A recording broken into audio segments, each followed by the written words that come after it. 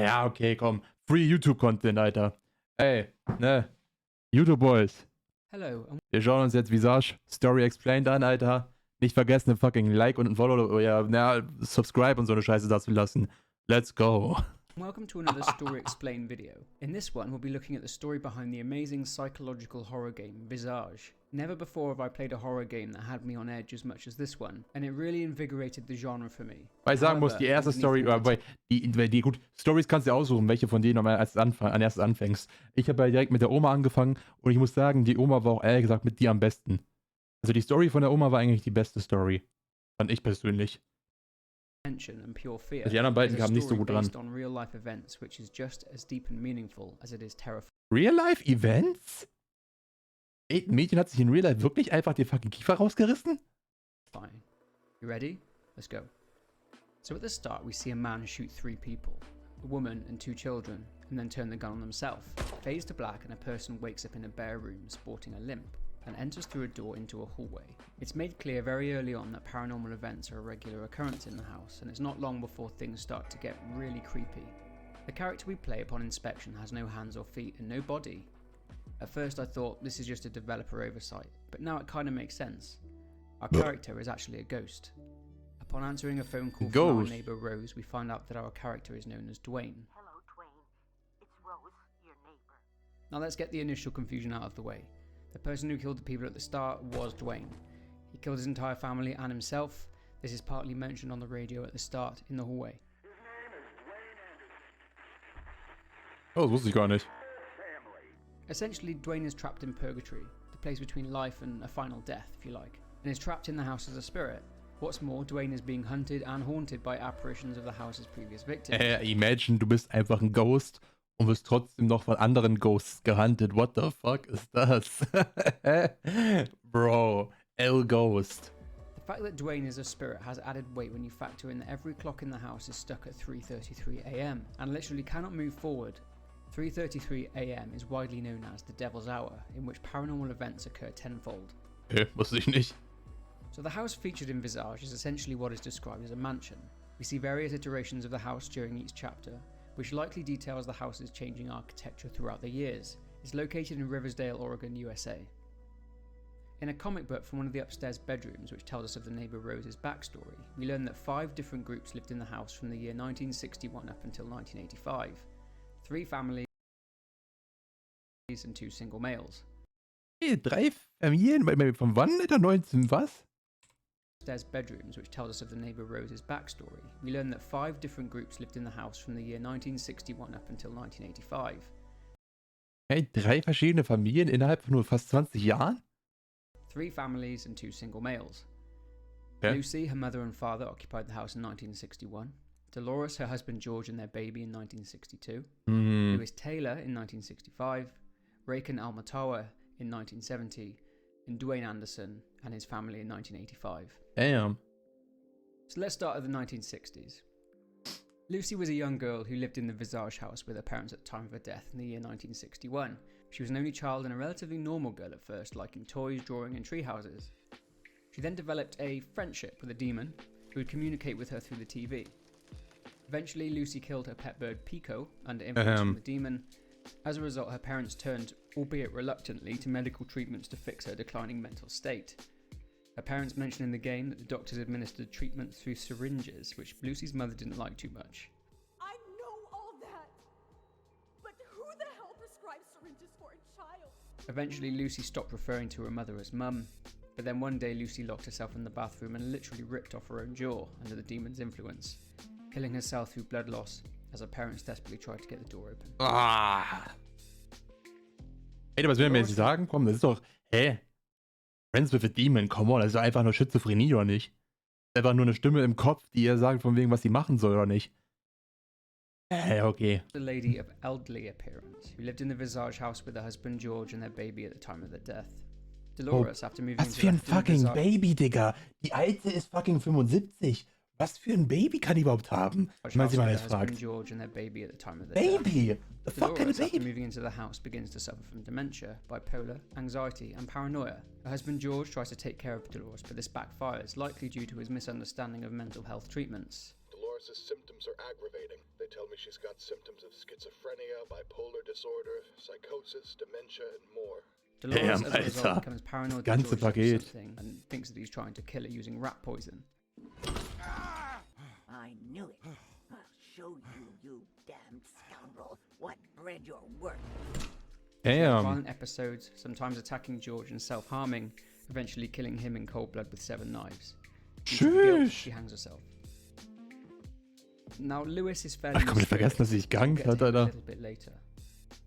Raken was an ex-rugby player with a tall, muscular appearance who lived in the house on his own at the time of his disappearance in 1970. Raken, after moving to the house, begins to suffer from a disorder called scopophobia, which is defined as an excessive fear or anxiety caused by the feeling of being watched or Okay. stared at. Der. Ich habe mich auch jetzt gerade gefragt, wer? Das ist der komische Typ, mit dem der denkt, dass überall so Leute sind, die ihn irgendwie rasieren wollen. Developed a paranoia as a result. There you are, little piece of crap. You think you can get me that easily, huh? Nice try, you fucks!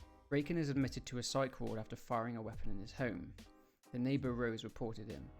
He tries to escape due to his paranoia, breaks his legs jumping from a window, and after many tests, he escapes his room again, and ends up in what seems to be an underground part of the hospital, or it could be his home. Nennt der Typ nicht einfach nur in einer weißen Zelle? We see that he gets locked up in a room, where he eventually dies. Hey, what? For real? Dwayne is the main protagonist of Visage. He lived in the Visage house with his family at the time of his death in the year 1985. A seemingly devout Catholic, Dwayne, after moving in, soon began to develop an addiction to alcohol and also developed depression and anxiety, further exacerbating his drinking. Dwayne suffers from a mental illness, which is why there is a stress mechanic in the game. He neglected his wife and children more and more, and eventually killed his family and himself, and ended up as another victim in a long line of victims of the Visage mansion. But is Dwayne really a victim? Doch mal ganz im Ernst, alleine schon nach dem zweiten Part oder nach der dritten Familie oder sowas. Für wie viel geht das Haus noch, Alter? Verkaufen die dann das Haus für irgendwie so $2.000? Du kannst doch dann nicht mal irgendwie einen hohen Preis für das scheiß Haus dann irgendwie so hochhalten, Alter, wenn man weiß, dass da irgendwie mehrere fucking Leute gestorben sind, oder nicht? So the entire game in its simplest form is Dwayne finding out and investigating what happened to the previous occupants of the house, Lucy, Dolores, and Raken. The stories behind these 3 make up chapters 1 to 3, with chapter 4 being Dwayne's story. Lastly, there are chapters for Lucy, Dolores, and Raken, but there's no chapter for Lewis Taylor. Ja, sicher, aber der Preis wird er because trotzdem mit Lewis's so einer story is a Scheiße little dann. bit different. Throughout the game, Dwayne obtains Cool. 7 VHS tapes, 3 after completing chapters and the other 4 upon finding them scattered about the house. These tapes are addiction, greed, negligence, indifference, pride, prison, and affliction. But before I go into what I believe these tapes tell us about Dwayne and his past, I need to mention something called Project MKUltra. In the 1950s and 60s, the CIA was tasked with creating a mind control drug which would be weaponized and used against enemies of the US. The director of the MKUltra program, Sidney Gottlieb, paid around $240,000 to buy up all of the world's LSD and distributed it to What the hospitals, fuck? clinics, and prisons under the guise of a bogus Wait, für foundation, 240k? asking them to carry out research projects on patients and prisoners. Let's start by breaking down each VHS tape. In the addiction videotape, we see Dwayne being told by a man in a plague doctor's mask, which obviously symbolises Dwayne's thoughts and his guilt, to drink his problems away, leading to an over-reliance on alcohol. Don't you worry, my friend. Just take a sip, and everything's gonna be back to normal. Go ahead. Aber war Dwayne's seine Story war einfach mittendrin noch zu Ende gewesen, oder nicht?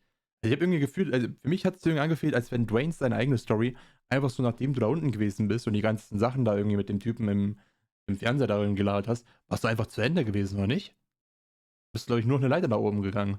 Of this wonderful poison. It'll do you real good. What developed this alcoholism? Well, what comes next might explain this. In the greed videotape, we see Dwayne signing a contract which simply says, "You don't give an F." See, it's my theory that Dwayne was involved in Project MKUltra and was working for the CIA. My thinking is that this could have been a non-disclosure agreement which the government made him sign to keep their involvement in MKUltra a total secret, which was in fact a classified operation. This is where I believe everything started. In the negligence videotape, we see that Dwayne is neglecting his family and turning to drink even further. Ich möchte die ganzen VHS VHS-Kassetten, so, scheiß doch weiter. die ganzen VHS-Kassetten angeguckt, Alter. Ich kann mich irgendwie an so gut wie keine von denen mehr erinnern, Alter. Further, this is likely due to his growing guilt about what the government is making him do. In the indifference videotape, we learn that Dwayne has basically stopped caring. A vision of his wife accuses him of having a cold indifference. Recently, you've been scaring everyone with your cold indifference.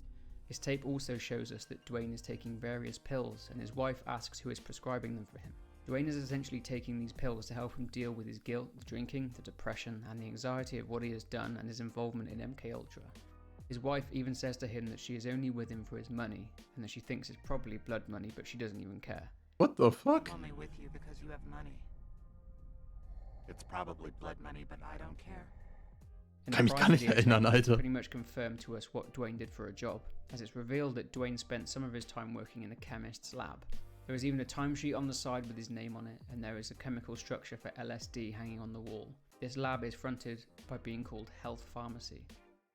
Prison is a VHS tape in which Dwayne has to knock down 4 walls to escape through an exit wall while being hunted by an apparition of a tall man covered in a dark substance.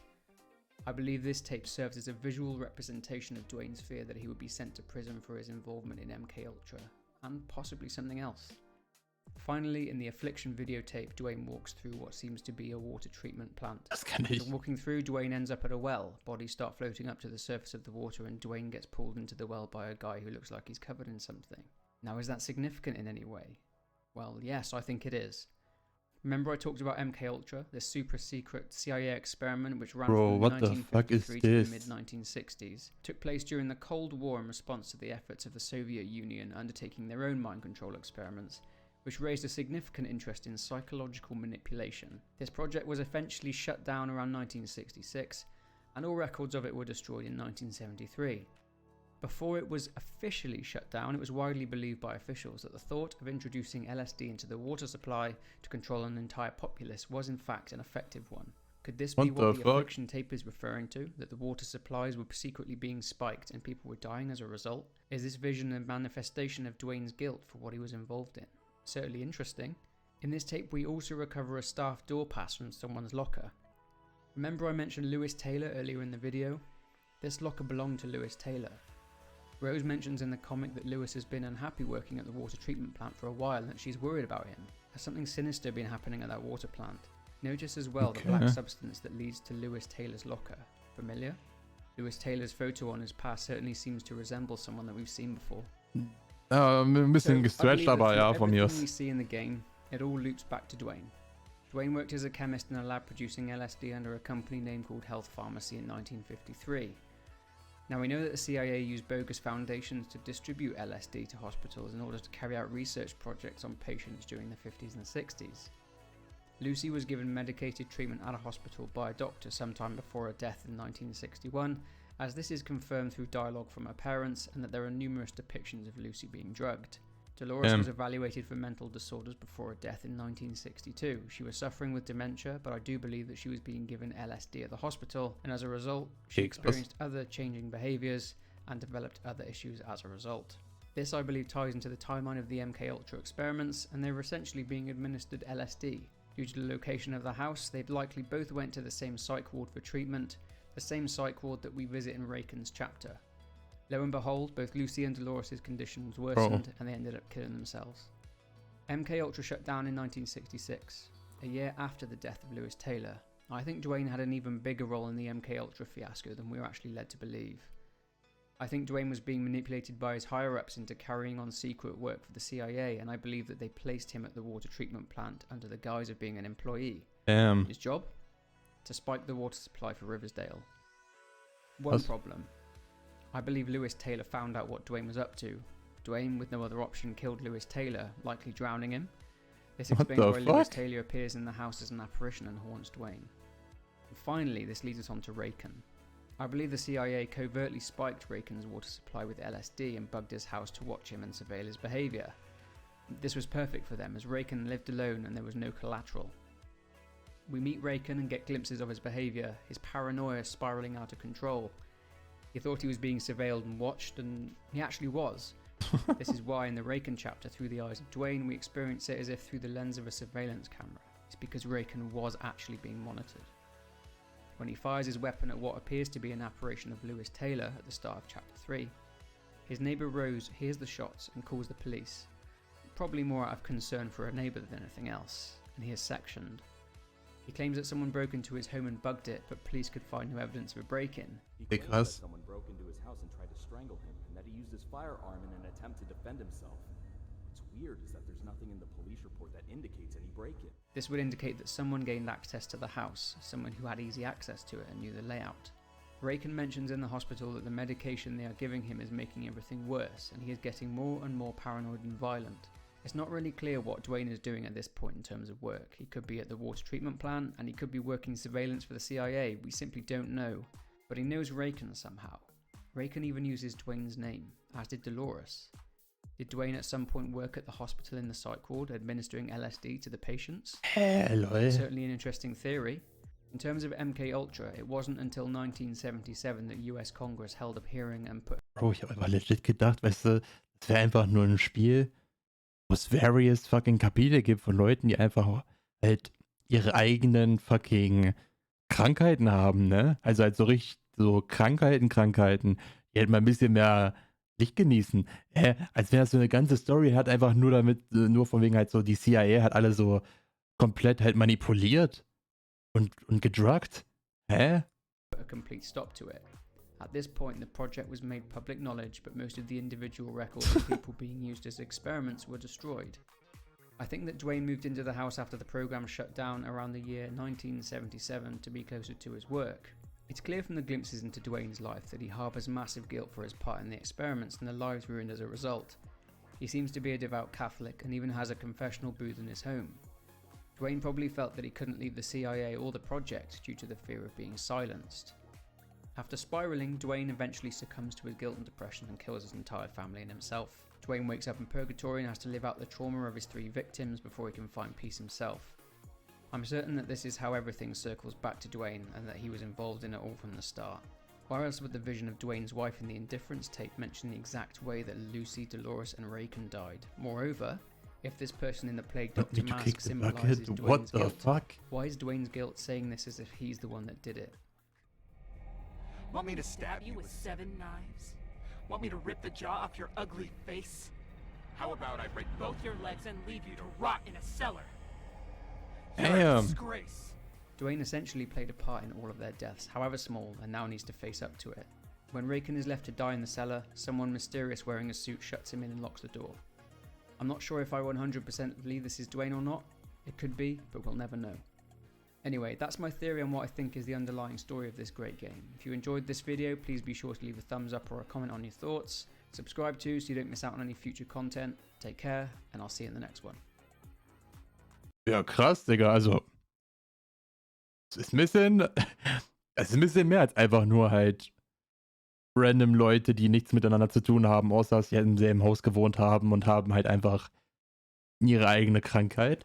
Das ist ein bisschen, ja, war schon worth zu gucken, ja, doch, warum nicht, ne? Ich hätte einfach nicht gedacht, dass da irgendwie so eine ganze zusammenhängende Story zwischen allen halt besteht. Vor allem, dass Dwayne halt, sag ich mal, so einen harten Part hat, so mit allen Connects und so ein Shit. Ich muss auch sagen, an ein paar von den Szenen kann ich mich echt nicht erinnern. Ich habe irgendwie das Gefühl, dass ich ein paar Sachen nicht richtig gespielt habe. Oder nicht richtig angeguckt habe. Ich kann mich an ein paar Sachen von denen überhaupt nicht erinnern. Null. Ich kann mich nicht erinnern, dass ich in so einer komischen Waterplant Factory gewesen bin, Alter. Naja, egal. Cooles Video auf jeden Fall. Nice.